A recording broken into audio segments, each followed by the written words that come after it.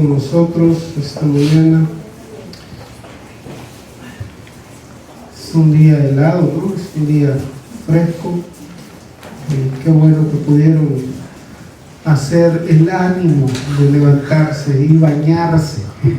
Bueno, al menos eso espero, ¿no? Todos se hayan bañado. Si calentaron agua también se vale, pero es con agua de chorro, de grifo, que se siente. Bueno, hermanos, vamos a buscar en nuestra Biblia el Salmo 39. Estábamos allí analizando, comenzando a estudiar ese Salmo, Salmo 39. Un Salmo 39. No le voy a pasar a usted igual a un niño, le dice, allá en Guatemala, le dice, cipote, patojo, le dice, vos le feo, no te bañas. Sí, patojo, le digo, vos no sabes, yo cada 8 me baño, le digo. Cada 8. No le va a pasar así a usted. Salmo 39, estábamos viendo 4 reacciones ante la disciplina persistente de Dios, o más bien 4 reacciones ante la disciplina que no acaba. No sé si a ustedes les ha pasado, pero hay momentos en la vida de sufrimiento, de dolor y de angustia que parecen no acabar, y cuando uno está atravesando ese tipo de momentos, dicen por ahí, las horas se vuelven eternas, y uno está allí, le están haciendo un procedimiento tal vez médico y le dicen va a durar 3 horas, y uno ahí con el suero, y parece que la gotita del suero nunca baja, y parece que se detiene así en el aire, ¿verdad? Cuando va cayendo, y uno dice, ¿qué hora va a terminar esto? Y tiende a desesperarse, tiende a afligirse. Estoy hablando de algo médico, pero también en las pruebas o en las aflicciones tendemos a buscar salidas fáciles, salidas que nos quiten el dolor. Y el escritor de Hebreos, sabiendo eso, nos advierte y dice que la disciplina que Dios nos proporciona es para nuestro bien. Y dice, porque aún no habéis resistido hasta la sangre combatiendo contra el pecado, y habéis ya olvidado la exhortación que como a hijos se os dirige, diciendo, hijo mío, no menosprecies la disciplina del Señor, ni desmayes cuando eres reprendido por Él, porque el Señor al que ama disciplina y azota a todo el que recibe por hijo.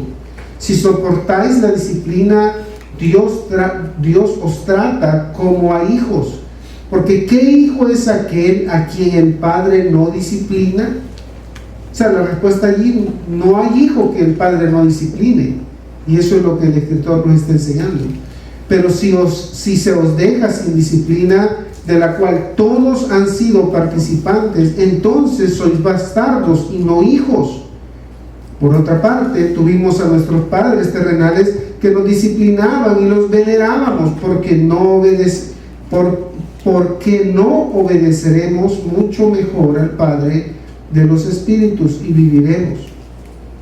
Y aquellos ciertamente por pocos días nos disciplinaban como a ellos les parecía, pero para lo que nos es provechoso, para que participemos de su santidad. En verdad que ninguna disciplina al presente parece ser causa de gozo, sino de tristeza, pero después da fruto apacible de justicia a los que en ella han sido ejercitados.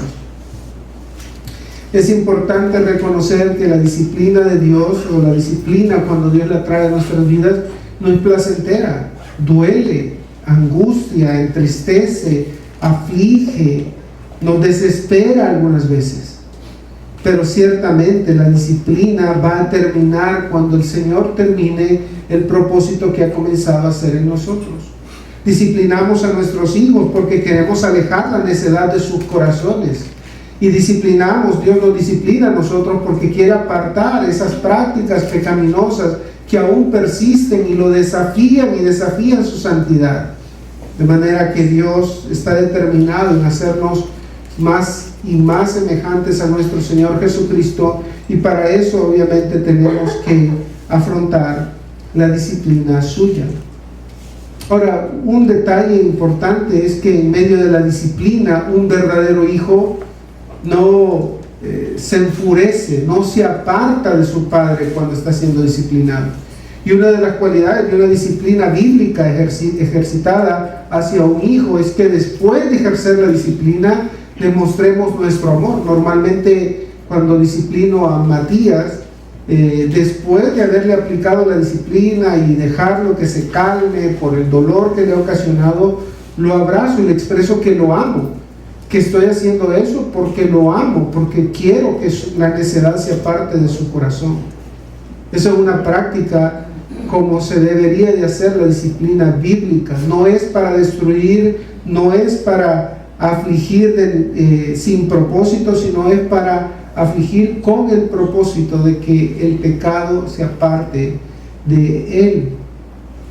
Creo que eso mismo hace Dios, y el salmista claramente lo ha entendido acá y expresa delante de Dios lo que cree, lo que está experimentando, y también nos da esas lecciones a través de esas reacciones que él tiene hacia Dios para cómo nosotros afrontar la disciplina de Dios. Vamos a leer entonces el Salmo 39, 13 versículos nada más. Dice Dios en su palabra al músico principal, a Jedutún, salmo de David: yo dije, atenderé a mis caminos para no pecar con mi lengua. Guardaré mi boca con freno en tanto que el impío esté delante de mí. Enmudecí con silencio, me callé, aún respecto de lo bueno, se agravó mi dolor, se enardeció mi corazón dentro de mí. En mi meditación se encendió fuego, y así proferí con mi lengua: hazme saber, Jehová, mi fin, y cuánta sea la medida de mis días. Sepa yo cuán frágil soy. He aquí diste a mis días término corto, y mi edad es como nada delante de ti. Ciertamente es completa vanidad todo hombre que vive, ciertamente como una sombra es el hombre, ciertamente en vano se afana, amontona riquezas y no sabe quién las recogerá. Y ahora, Señor, ¿qué esperaré? Mi esperanza está en ti. Líbrame de todas mis transgresiones. No me pongas por escarnio del insensato. Enmudecí, no abrí mi boca, porque tú lo hiciste. Quita de sobre mí tu plaga. Estoy consumido bajo los golpes de tu mano. Con castigos por el pecado corriges al hombre, y deshaces como polilla lo más estimado de él. Ciertamente vanidad es todo hombre. Oye mi oración, oh Jehová, escucha mi clamor. No calles ante mis lágrimas, porque forastero soy para ti y advenedizo como todos mis padres. Déjame y tomaré fuerzas antes que vaya y perezca. Vamos a orar. Padre, te damos gracias por este tiempo, suplicándote, Señor, que tú puedas obrar en nuestro corazón por medio de tu palabra el efecto que quieres ocasionar. No sé si alguno de mis hermanos está atravesando por un proceso de disciplina, no sé si va a atravesar un proceso de disciplina por algo que está en estos momentos haciendo, pero cualquiera que sean las cosas, Señor, sabemos que tu disciplina nos acerca más a ti, que la disciplina que tú nos proporcionas nos hace cada vez más semejantes a nuestro Salvador Jesucristo, y queremos ser como Él, queremos vivir como Él, queremos hablar como Él, pensar como Él, ser más y más semejantes, conformados a la imagen de Él. Te suplicamos por esta mañana para que tú puedas hablar a tu pueblo, a tus hijos, y podamos juntos escuchar tu voz, escuchar tu palabra, aprender y atesorarla de ella en nuestro corazón, y poder aplicarla a nuestro diario vivir, Señor. Te lo suplicamos en el nombre de Cristo. Amén y amén. Pueden tomar asientos. Recordarán que ya vimos al principio, vimos la primera de las reacciones, y veíamos de que era la contemplación ante la disciplina que persiste de Dios. En los versículos 1 al 3, el salmista medita. Dice, yo me dije, dicen algunas versiones, atenderé a mis caminos para no pecar con mi lengua. El salmista tiene un propósito muy, muy noble, y es el de no expresar nada de lo que está sintiendo delante de cualquiera. Él no quiere publicar nada de lo que está sintiendo. Él no quiere expresar palabras que después puedan ser objeto de señalamiento o de acusación, o puedan traer alguna afrenta al nombre de Dios. Él sabe que está sufriendo y su dolor es real. Su dolor es una angustia pura, pero sin embargo él pone un propósito en su corazón de no hablar, de no expresar nada, porque él sabe normalmente que cuando estamos en esas condiciones somos sueltos de lengua, decimos cosas que no hubiésemos dicho en manera alguna, o que después nos vamos a arrepentir de esas palabras que dijimos. Es lo que pasa normalmente también cuando estamos sometidos a conflictos. Decimos palabras que realmente no queríamos decir, pero por el orgullo de nuestro corazón y nuestro corazón engañoso y perverso, tratamos de decir cosas para herir, para contraatacar, supuestamente para defendernos, pero terminamos hiriendo a las personas, terminamos haciendo daño. El salmista no quiere eso. Él dice, no, yo me dije a mí mismo, no callaré, no hablaré, no diré nada, no voy a pecar con mi lengua, guardaré mi boca con freno en tanto que el impío esté delante de mí. Él contempló esta contemplación que él hace, esta meditación ante la disciplina que está persistiendo, y él comienza contemplando la determinación de su silencio. Él se determina a no hablar, a no decir nada. En segundo lugar, allí mismo él, en el versículo 2, él contempló la maldad de su silencio. En el versículo 2, enmudecí con silencio, me callé aún respecto de lo bueno, y se agravó mi dolor. Es como si el salmista nos está mostrando que en el dolor, en la angustia, en la disciplina, en medio de ese momento asfixiante, él dice, bueno, me voy a callar, no voy a decir nada para no deshonrar a Dios, pero ni siquiera lo bueno voy a decir. O sea, en lugar de decir, obviamente, que el Señor es bueno siempre, que el Señor es misericordioso, que no nos ha dado lo que realmente merecemos, que si estamos sufriendo, lo que sufrimos no es para nada de lo que va a venir en el futuro, y de esa manera podemos también honrar el nombre de Dios. Él decidió callarse, decidió, como decimos, ¿verdad?, entrampar su mandíbula, su lengua, y no decir nada, ni aún respecto de lo bueno. Obviamente el salmista tiene diferencias con Job, que cuando se vio en esa situación, ¿se acuerdan? Jehová dio, Jehová quitó, sea el nombre de Jehová bien bendito. Y eso es lo que uno podría esperar, ¿no? Eso es lo que uno desearía hacer cuando está en medio de la aflicción, en medio del dolor, pero lo que ocurre normalmente es todo lo contrario. Es que yo no sé por qué Dios me tiene así. ¿En serio? No, es que yo no sé, yo le sirvo tanto a Dios y Dios me tiene así afligido, me tiene así angustiado. Mire, yo cómo he hecho para el Señor y todo, y el Señor cómo me ha pagado. ¿En serio? Si es que si pudiéramos reconocer de que lo que realmente merecemos es el infierno, es una eternidad separado de Él. Lo que realmente merecemos no es que nos discipline. Si nos disciplina, realmente está haciéndonos un bien, pero contrario a lo que obviamente nuestros hijos pueden expresar cuando los disciplinamos. Cuando les decimos, estoy haciendo esto por tu bien, dice, bueno, pero no me haga mucho bien, ¿verdad? Porque me duele bastante ese bien que me haces.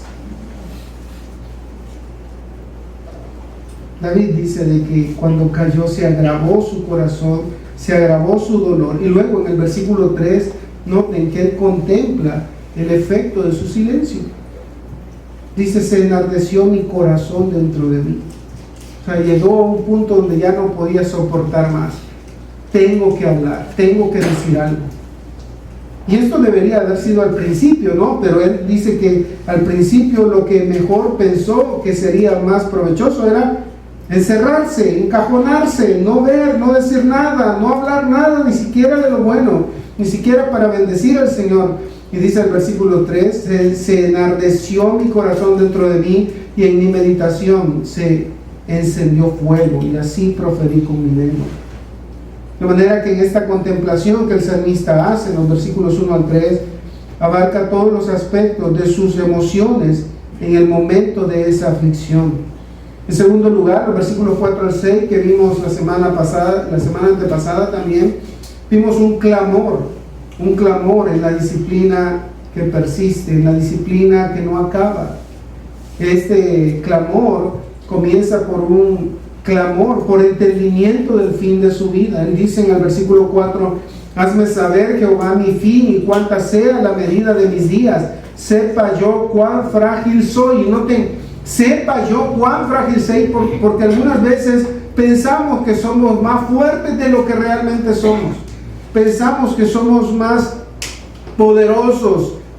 Pensamos que a nuestra propia mente parecemos Iron Man. ¿Sí? Nos vemos como Iron Man, como el hombre de acero, ¿verdad? El hombre de hierro que puede detener todo, y no es así, somos frágiles. Y por eso el salmista dice, hazme saber, hazme entender, sepa yo cuán frágil soy, cuán fácil es acabar con mi vida. Los jóvenes tienen la costumbre de hacer cosas que piensan que no van a traer problemas. Se tiran, ustedes saben, cuando uno es joven hace cosas locas. Recuerdo que en nuestro tiempo de juventud teníamos la costumbre de hacer competencias en los ingenios donde se saca ya los sacos de azúcar. Antes se sacaba granel y se prensaba en estivas muy altas, a veces de 30, 40 sacos de altura, apiñados. Y entonces cuando se tiraban los sacos, alguien llegaba a comprar azúcar y se tiraban los sacos, generalmente se tiraban desde allá arriba. Había alguien que los estaba tirando y uno que estaba abajo, la persona que estaba abajo, lo empujaba cuando venía y lo presionaba contra la estiva para matar la fuerza y no se destruyera el saco. Pues había algunas personas allí que hacían competencia de eso. Dale pues, yo lo detengo. Le pegaban a abrazo. Y eso obviamente va a traer consecuencias más viejos. Otra práctica era ponerse bastantes sacos de azúcar sobre sus hombros, cargarlos, y era como una competencia, y uno piensa que está bien, pero realmente no va a estar bien. Más adelante le comienzan a salir los discos todos torcidos a uno en la columna, y uno dice, ¿por qué? Si yo no me ha pasado nada. Sí, por todo eso. Y el salmista entiende eso, que él quiere saber, él quiere tener conciencia de que él es frágil. Porque quizás un guerrero como David, usted sabe, que había vencido a gigantes, que había matado a osos, que había matado a leones con ondas, con espadas, con lo que sea, había luchado, le era difícil pensar de que era frágil. Pero Dios nos recuerda, y el salmista le pide eso, hazme entender cuán frágil soy. Y luego en el versículo 5 dice, aquí diste a mis días término corto y mi edad es como nada delante de ti. Ciertamente es completa vanidad todo hombre que vive. El salmista ahora en este clamor por entendimiento del fin de su vida y un clamor por el entendimiento de la fragilidad de su vida, expresa delante de Dios su necesidad más grande. Su necesidad, noten que su necesidad más grande no es de ser quitado, claro, eso está allí. Él quiere que Dios quite su mano, que detenga su mano, y lo va a expresar más adelante. Pero su necesidad más grande es entender que Él es frágil, que es pasajero. Él no quiere tener una conciencia necia de pensar de que nunca se va a acabar todo, o las cosas nunca van a acabar, o su cuerpo nunca va a acabar. Quiere tener esa conciencia. Por eso clama por el entendimiento de la fragilidad de su vida. Y algunas veces no somos conscientes que somos frágiles y nos exigimos, supuestamente por la obra del Señor nos exigimos mucho a tal punto que acabamos con nuestra vida. Vamos acabando con nuestra vida. Hace algún tiempo el hermano Alejandro Pelufo decía, él tuvo una conversación con un hermano que era médico y el hermano le dice, tienes que dormir más. Y le dice, no, pero yo creo que con 3 o 4 horas que duerma al día es suficiente. Y le dice, mira, Calvino pasó así y dormía solo 3 o 4 horas. Sí, le dice el médico, pero ya sabes cuánto vivió Calvino. Sabes que Calvino murió muy joven. Como decía alguien, ¿verdad? Se nos han dado un mensaje y un caballo, y algunas veces el caballo se queda afuera y nos quedamos solo con el mensaje porque el caballo se arruinó. Nuestro cuerpo, se refería a nuestro cuerpo. Nuestro cuerpo se va desgastando, y por más buenas intenciones que tengamos, debido a que hemos hecho las cosas alocadamente quizás, o hemos hecho cosas que atentan con nuestra salud, terminamos perdiendo el caballo. Y ya en ese momento ya nuestro caballo ya no quiere caminar, ya no se quiere levantar, ya le truenan las rodillas, le truena la espalda, le duele la cabeza, el cuello.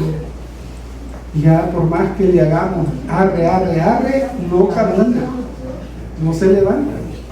Así es. Noten, el salmista clama por el entendimiento de la vanidad, del afán de la vida.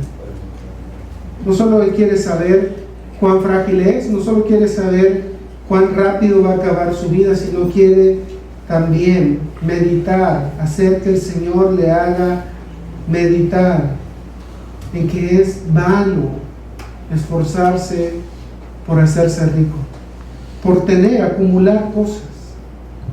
Y eso nos dice los proverbios. Ustedes saben, Proverbios tienen mucha sabiduría en eso.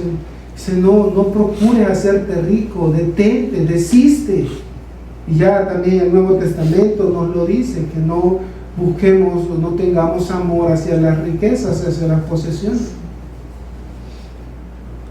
Yo he puesto a pensar algunas veces que la misma satisfacción que siente el estómago nuestro de comerse un chorizo de 2 por 25 es lo mismo que siente alguien que va a comer tal vez un filet mignon de $40. Por supuesto, la experiencia cambia en la boca, ¿no? Pero una vez pasa de la boca, es el mismo efecto que va a ocasionar, alimentar nuestro cuerpo. No va a ser algo más, no nos va a dar más nutrientes, es la misma carne. Pero piensen en lo que el salmista está diciendo allí: ciertamente como una sombra es el hombre, ciertamente en vano se afana. O sea, él está reflexionando sobre ¿de qué sirve eso? Dice, amontona riquezas y no sabe quién las recogerá. Ya hemos hecho bromas de eso algunas veces, ¿verdad? De que nos esforzamos por tener cosas y al final alguien más las va a disfrutar. De seguro alguien más las va a disfrutar. Probablemente no las valore porque no le van a costar, pero que alguien las va a disfrutar, eso sí es seguro. Pero la cuestión es que usted no las va a disfrutar. Vean el versículo 7 al 11, porque ahora entonces, después de este clamor y de este compromiso que él hace con meditar, con entender lo que está pasando, en el versículo 7 al 11, él habla de una confesión en medio de la disciplina. Él confiesa delante de Dios lo que ha estado en su corazón. Y ahora, Señor, ¿qué esperaré? Dice, mi esperanza está en ti. Líbrame de todas mis transgresiones. No me pongas por escarnio del insensato. Enmudecí, no abrí mi boca, porque tú lo hiciste. Y agrega, versículo 10, quita de sobre mí tu plaga. Estoy consumido bajo los golpes de tu mano. Con castigos por el pecado corriges al hombre y deshaces como polilla lo más estimado de él. Ciertamente vanidad es todo hombre. Y allí se presenta esa famosa frase en los Salmos, Selah, que le llaman un interludio, que es como una pausa que hacemos para reflexionar en lo que ha dicho antes. El salmista, cada vez que pone ese Selah allí, lo hizo también al final del versículo 5, es para que nos detengamos y meditemos en lo que hemos cantado, porque recuerden que los salmos eran canciones. Entonces, esta confesión que el salmista hace por esa disciplina que no está terminando, no está acabando, que no ve la luz, confiesa que su esperanza está en Dios. Él declara que su única esperanza es Dios. Sí, ahora, Señor, ¿qué esperaré? Mi esperanza está en ti. El salmista ha llegado a comprender que tanto la posesión de bienes, un buen nombre, una buena posición, no producen certeza en el futuro. Solo hay alguien que genera tal confianza, y ese es Dios. Aquí el salmista se dirige a Dios como ha hecho en la sección anterior. Su mirada se dirige al cielo para afirmar que sus esperanzas radican solo en Dios, sabiendo que los planes de Dios son buenos y siempre serán buenos, sabiendo que Dios siempre actúa justamente, siempre actúa misericordiosamente para traer gloria a su nombre, saber que Dios no se goza de la injusticia, sino de la verdad, que todo lo que hace, lo hace para dar gloria a su nombre. ¿Dónde más podría estar nuestra esperanza sino en un Dios como este? ¿En quién más? ¿En qué más podría estar nuestra esperanza sino en este Dios generoso, bondadoso, misericordioso, que no busca destruirnos, no busca hacernos mal, sino hacernos bien? Tanto bien quiso hacernos Dios, que mandó a su Hijo unigénito, para que todo aquel que en Él cree no se pierda, mas tenga vida eterna. Que envió a su Hijo a sufrir tal contradicción de pecadores por aquellos que éramos sus enemigos. Decidió traernos el rescate perfecto, el rescate a tiempo, para hacernos su pueblo, sus hijos, partícipes de la gloria que vendrá y de ser parte de su familia. El salmista entiende eso. Y ahora, Señor, ¿qué esperaré? Mi esperanza está en ti.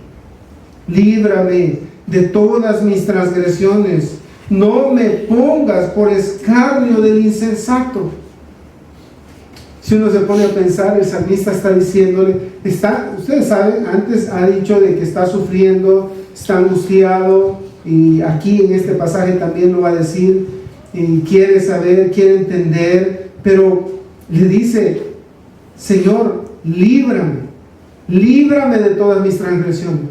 Señor, yo sé que duele, está doliendo lo que estás haciendo, pero por favor no pares, continúa, sigue haciendo lo que estás haciendo en mí, porque de seguro es bueno. Es doloroso, me cuesta entenderlo, me cuesta reaccionar bien ante esto que estoy afrontando, pero Señor, por favor continúa, líbrame de mis transgresiones, líbrame de mi pecado, Señor.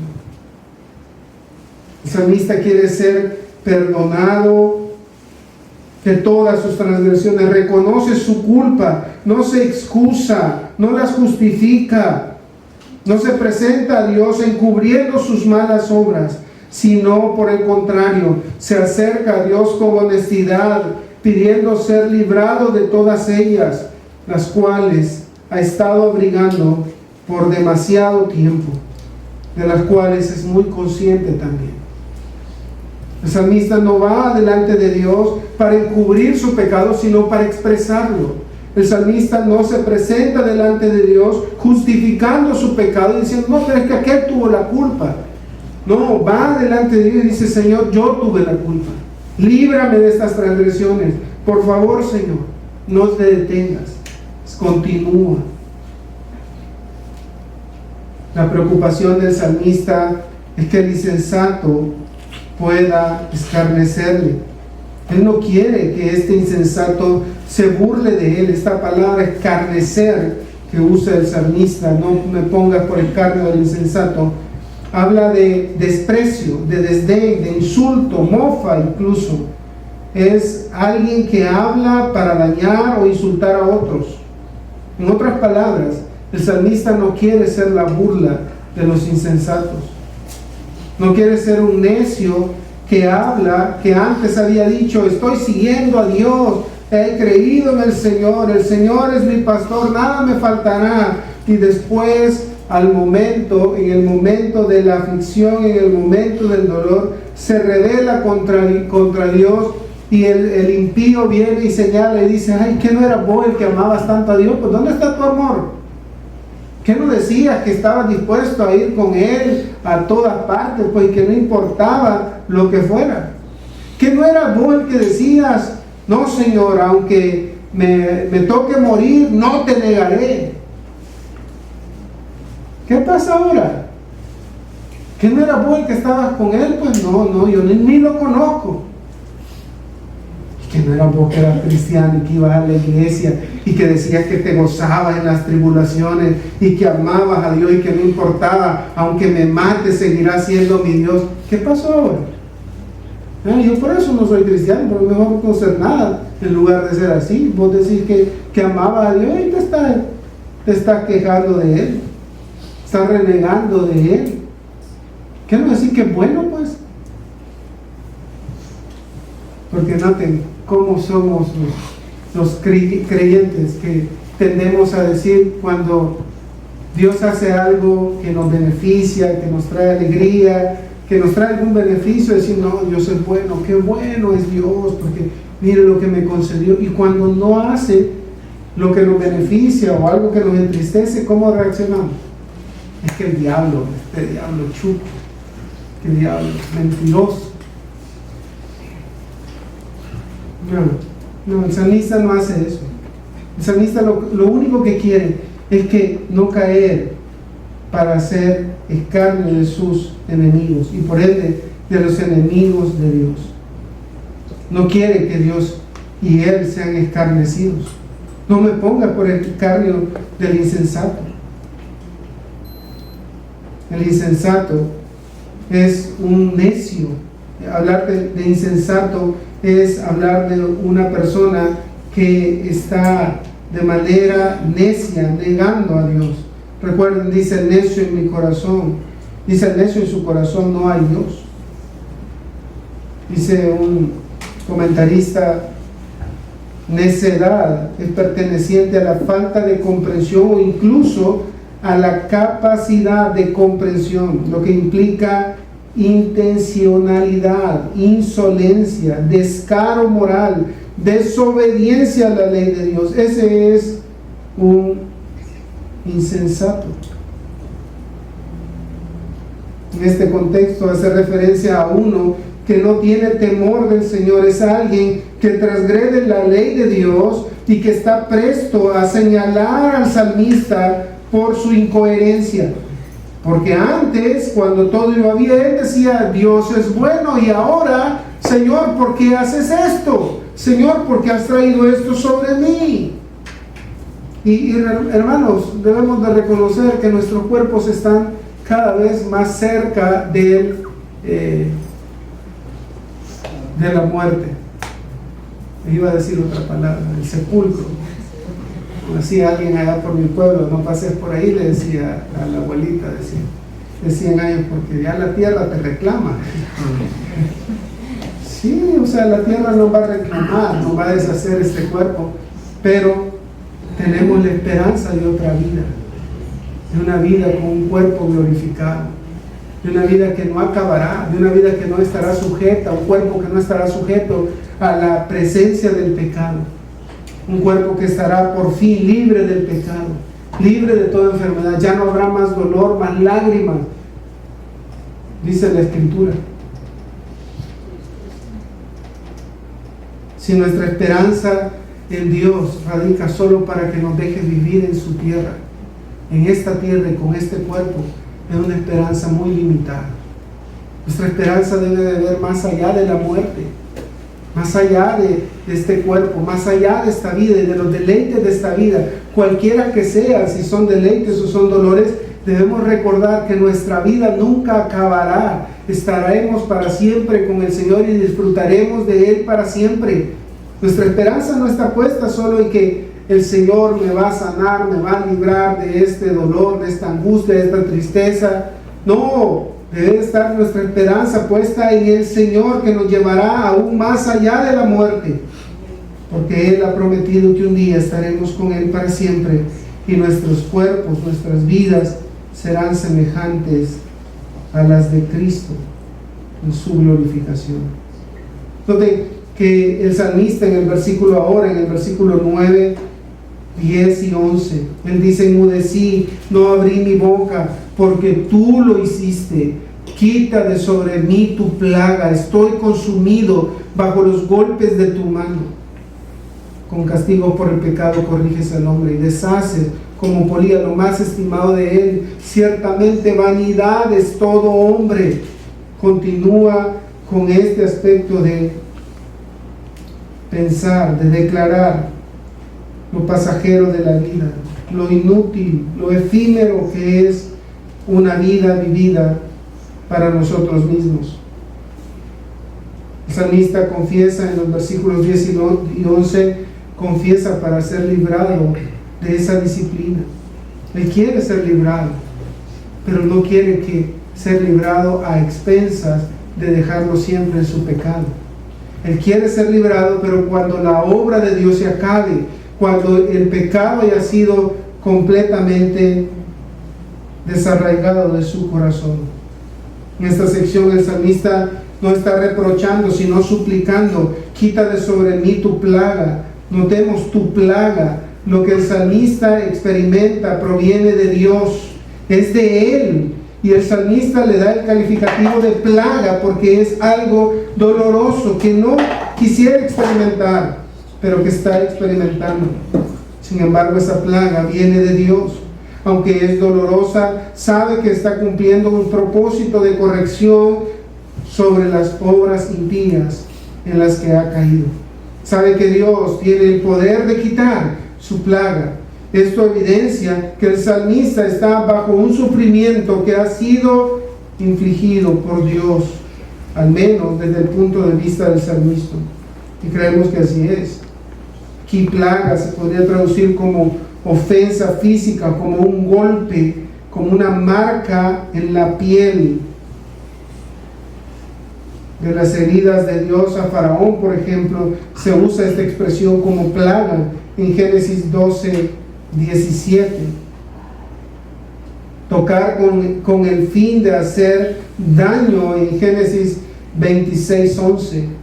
Y en algunos salmos se usa la expresión para referirse a azote. Es como una palmada, quizás cuando damos una nalgada a nuestros hijos, algo así experimenta el salmista, algo así ve el salmista la obra que Dios está trayendo sobre su vida, su aflicción.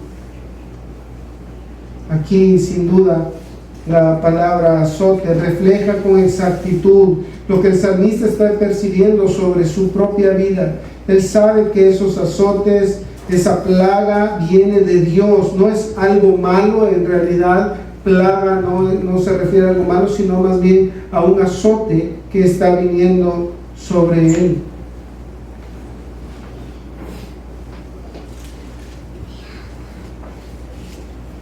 Noten cómo se pone de manera honesta diciendo: estoy consumido bajo los golpes de tu mano.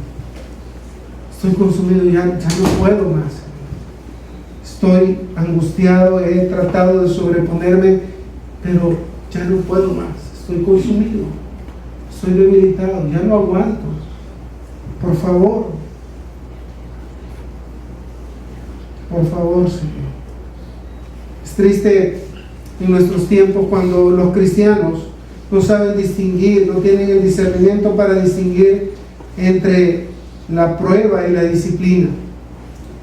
Y muchos, ustedes saben que los cristianos normalmente cuando están pasando por aflicción dicen: no, el Señor me está probando. Y tristemente muchas veces no es que el Señor lo está probando, el Señor lo está disciplinando, pero para tratar de excusar su pecado y no confesar su pecado, prefieren decir que Dios los está probando, en lugar de decir, no, realmente el Señor me está disciplinando por un área pecaminosa que no he confesado delante de Él. Y aquí hay como algunas pautas, por ejemplo, algunos dichos de algunos predicadores que distinguen estas dos cosas, entre la disciplina de Dios y la prueba que Dios hace sobre nuestra fe. Vean, A.W. Tozer decía, Dios nunca hiere para destruir, sino para sanar, hablando de la disciplina. Y hablando de la disciplina también, el hermano MacArthur dice, la disciplina no es castigo, es entrenamiento. Charles Spurgeon también, respecto a la disciplina, decía, antes que fuera afligido, descarriado andaba, mas ahora guardo tu palabra, hablando del Salmo 119, 67. Antes que fuera afligido, andaba descarriado, mas ahora guardo, ahora que me estás disciplinando, guardo tu palabra. Pero también la prueba se puede distinguir, así como estos hermanos lo han expresado. Por ejemplo, C.S. Lewis dice, el dolor es el megáfono de Dios para despertar a un mundo sordo. Y el dolor debería de ocasionar eso en nosotros, ¿no? Debería ocasionar que nosotros vengamos y reaccionemos, ejercitemos nuestra mente, meditemos. ¿Será que esto es debido a algo que yo he hecho? Y puede ser que no. Y si no hay nada en su corazón, y al hacer un examen de su propia conciencia y de sus propios actos, usted descubre que no hay nada que usted haya hecho que haya traído eso, usted puede decir, no, entonces sí, el Señor me está probando.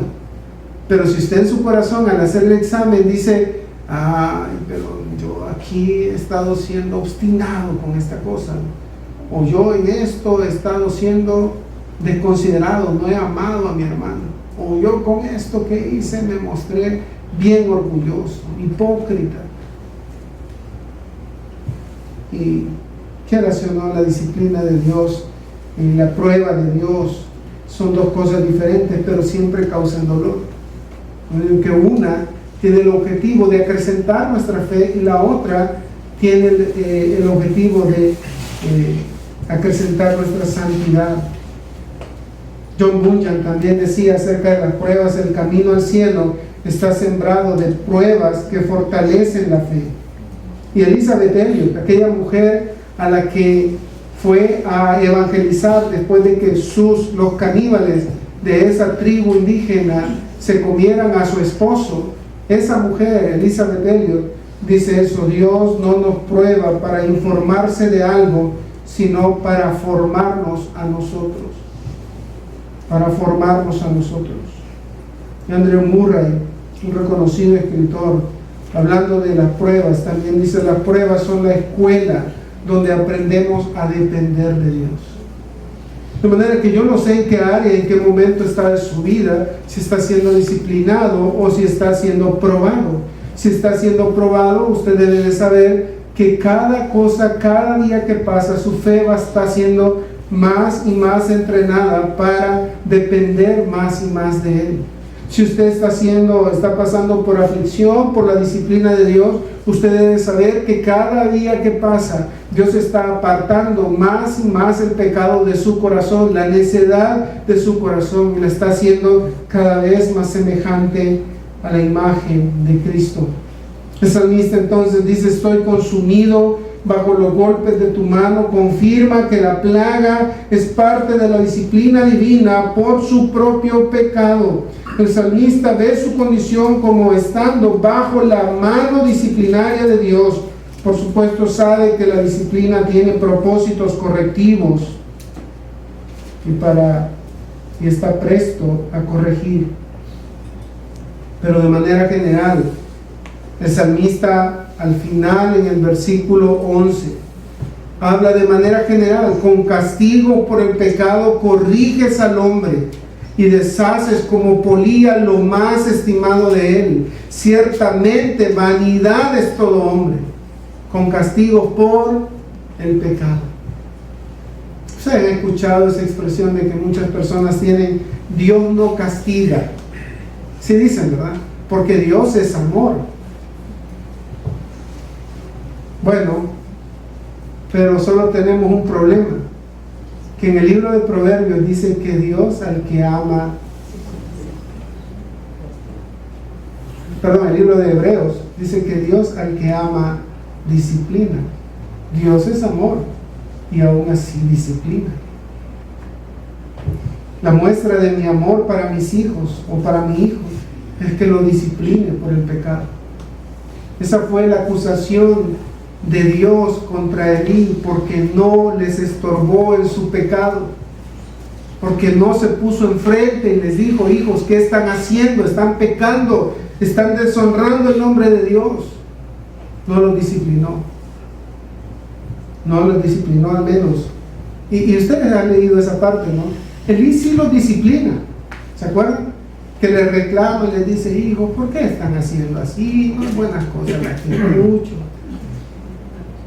¿Sabe cómo se llama eso? Un aguado. Un papá de chicle, un papá de mentiritas, una disciplina falsa. Es como cuando las mamás quieren disciplinar a los hijos pequeños, ¿no? Y les ponen y agarran, los sientan así, y los ponen y le pegan el pamper, le pegan 3 nalgadas en el pamper, y el pamper así es de grueso. ¿Y qué le va a andar doliendo?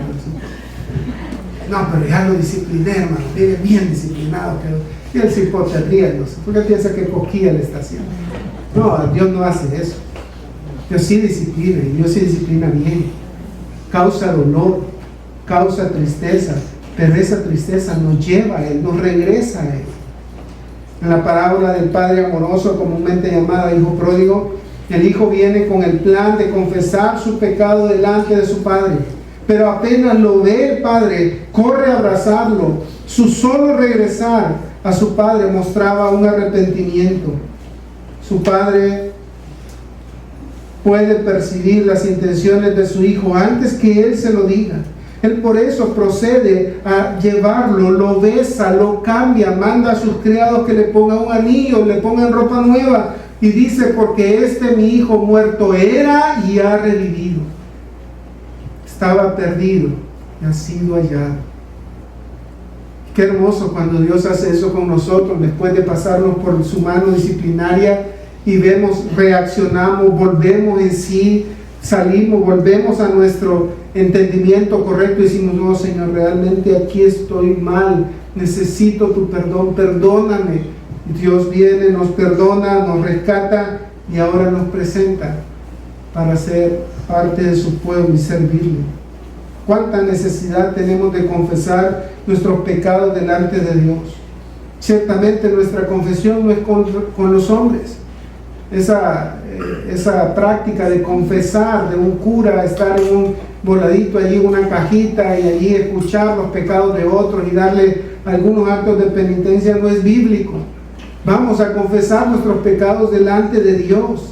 Por supuesto, hay pecados que han afectado a alguien que necesitamos confesarlo delante de ellos, pero nuestro pecado principalmente delante de Dios. Eso es lo que el salmista también en el Salmo 51 va a decir: contra ti solo he pecado y he hecho lo malo delante de tus ojos. Porque en última instancia todo pecado contra cualquier hermano es un pecado contra Dios. ¿Y cómo así, hermano? Sí, ¿se acuerdan Pablo o Saulo cuando estaba persiguiendo a la iglesia? Saulo, ¿por qué me persigue? ¿A quién estaba persiguiendo Saulo? A la iglesia, a los creyentes. De manera que todo pecado contra los hermanos de la iglesia también es un pecado que deshonra a Dios y que Dios no tolerará. Noten el versículo 12 y 13, y aquí cierra el Salmo, porque aquí el salmista va a hacer una petición en medio de la disciplina. Pide a Dios que actúe. Oye mi oración, oh Jehová, y escucha mi clamor. No calles ante mis lágrimas. porque forastero soy para ti y advenedizo, como todos mis padres. Noten el salmista en esta petición que hace, esta súplica que hace. Es una petición para que Él obre, detenga su disciplina. Noten que dice, oye, escucha, no calles. Allí 3 verbos. Oye mi oración, escucha mi clamor, no calles ante mis lágrimas. Según el salmista, está en el límite de ser destruido. En las pruebas que el salmista está enfrentando, en las pruebas que el salmista está afrontando, en ese momento de disciplina de Dios, el salmista entiende que está en el último punto, en el punto álgido, en el punto que está en el punto de quebrarse. En la resistencia de materiales, en la mecánica industrial, se prueban algunos materiales estirándolos o sometiéndolos a fuerzas de tracción o de compresión hasta el punto donde se rompe. Todo material sometido a fuerza llega a un punto de corte, un punto de deformación, se le llama. Ahí Eduardo puede hablarnos. Un punto de deformación, un punto donde usted puede someter un material a prueba, pero hay un punto donde ya no va a regresar a su estado normal, sino que se va a quedar allí, va a quedar sumido. El salmista piensa que está en ese punto donde ya más allá va a acabar toda esperanza en él. Y por eso es que el salmista razona que está en ese punto. Dice a Dios que es forastero, alguien que rápido pasa, una vida que es corta desde el punto de vista de la eternidad de Dios. Un forastero, un advenedizo, alguien que tiene poco tiempo. Su tiempo quizá está muy cerca y quizás ya está viejo y cree que es el último tiempo. Algunos piensan de que en este salmo David ya está bastante mayor, entonces que está esperando ya al punto de morir. Entonces está pensando el Señor, ya estoy casi muerto, ya estoy casi terminando con mi vida. Respecto a esto, unos comentaristas llamados Cale y Delitzsch afirman: finalmente el poeta renueva su oración pidiendo a Dios que alivie sus sufrimientos, fundándose en la brevedad de su peregrinación terrena como ser humano frágil. La petición urgente recibe aquí toda su fuerza. Y agrega: escucha mi oración. Junto a ese lenguaje de oración aparecen aquí también las lágrimas, como la plegaria corporal, inteligible para Dios. Pues allí donde parece que se cierran las puertas de la oración de las palabras, siguen abiertas las puertas de la oración de las lágrimas. Ese es el punto donde usted ya no tiene más que decir. Ese es el punto donde usted ya no tiene más que decir con sus labios, pero comienza a llorar por lo que está experimentando. Yo creo que, no sé, si todos aquí, yo quizás creo que todos aquí hemos pasado un punto donde ya no hay nada más que hacer, ya no hay nada más, ya no hay nada más que decir. Y ahora comenzamos a llorar. Y eso es lo que está pasando en el salmista. Está en ese punto donde ya se acabó su discurso, se acabaron sus palabras, se acabó su oración, pero ahora comienza a clamar con sus lágrimas, a clamar con su dolor, con su llanto. Noten en el versículo 13, esta expresión me causó problemas: déjame y tomaré fuerzas antes que vaya y perezca. Déjame es una palabra muy particular. La Biblia de las Américas incluso traduce esa expresión: aparta de mí tu mirada. ¿Cómo aparta de mí tu mirada? La NBI también traduce: no me mires con enojo. Déjame es mirar algo o a alguien esa sería la expresión allí. Sugiere apartar de mí tu mirada, renunciar o desertar o abandonar un objeto. Es como si el salmista le dice, ya no pongas la atención sobre mí. Es como cuando alguien lo está viendo fijamente y con la mirada lo está acabando, dice, déjame, ya no me veas así, ya no me veas de esa forma, ya no me disciplines más. Estoy angustiado, estoy afligido.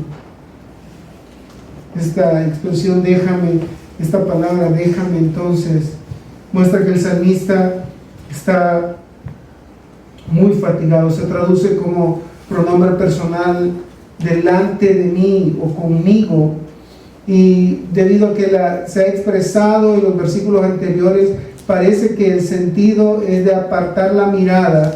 Sería el sentido de apartar su mirada para ya no disciplinarlo más, o apartar su mirada de enojo contra él.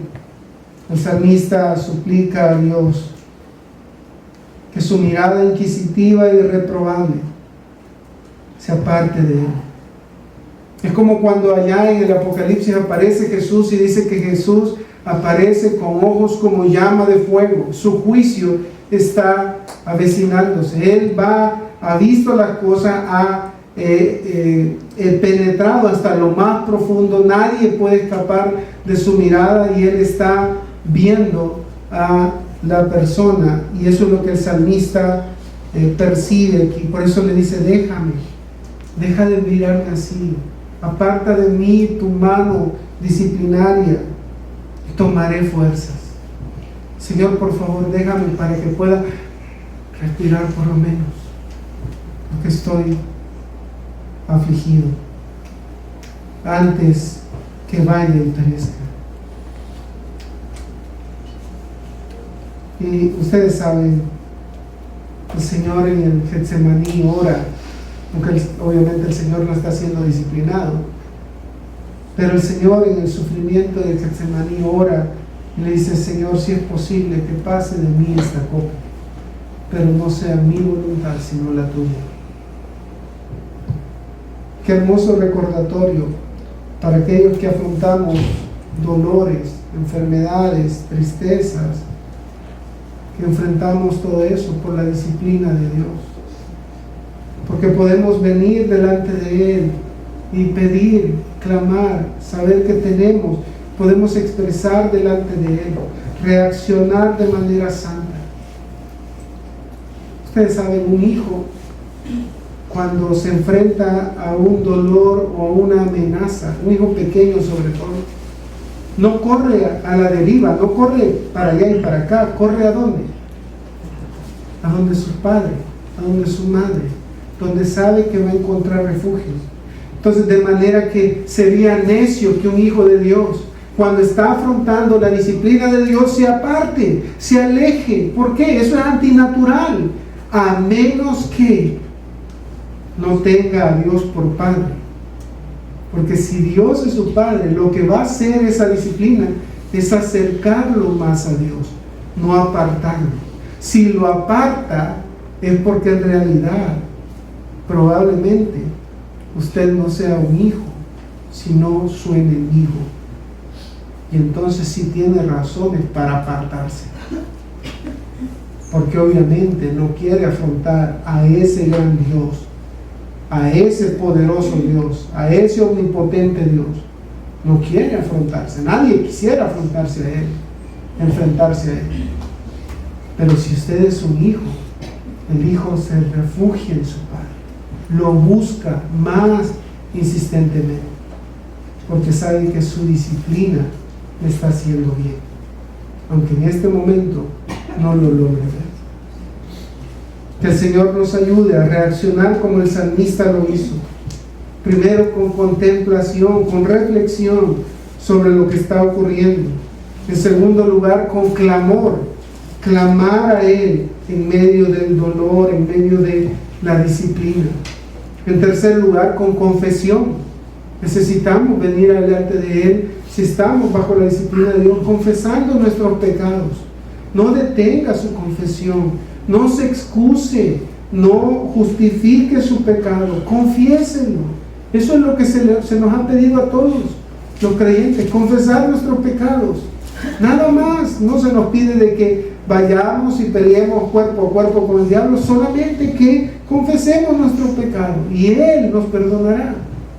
Y por último, la petición sentida del salmista en medio de la aflicción debe de hacernos imitarlo, venir delante de Él y pedir que Él nos libre de nuestro dolor, pero sin que eso signifique que nos quite del propósito que Él tiene para nuestras vidas.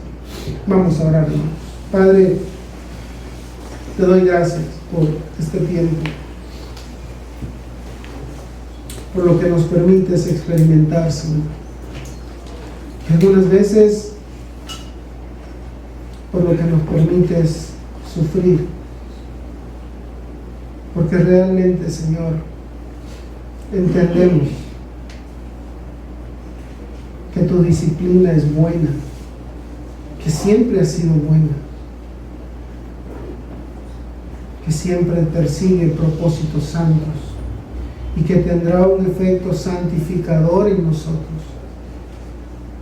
Venimos ante ti para suplicar misericordia, pedirte que obres en nuestros corazones de tal manera que tu disciplina haga el efecto que tú quieres conseguir en nosotros.